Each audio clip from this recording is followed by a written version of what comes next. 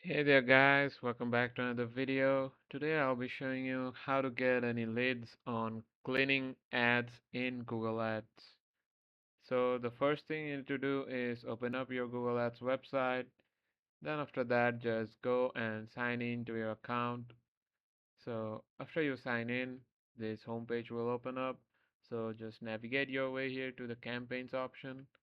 So you'll see a drop down menu. So just go here and then click on ads.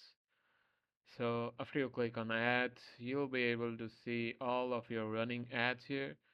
So let's say you want to run a cleaning ad, so just go here and click on the plus icon and follow the necessary steps after that. So that's how you can get a cleaning ads on Google Ads. So that's it with the video, guys. I hope it helps you. Thanks for watching and take care.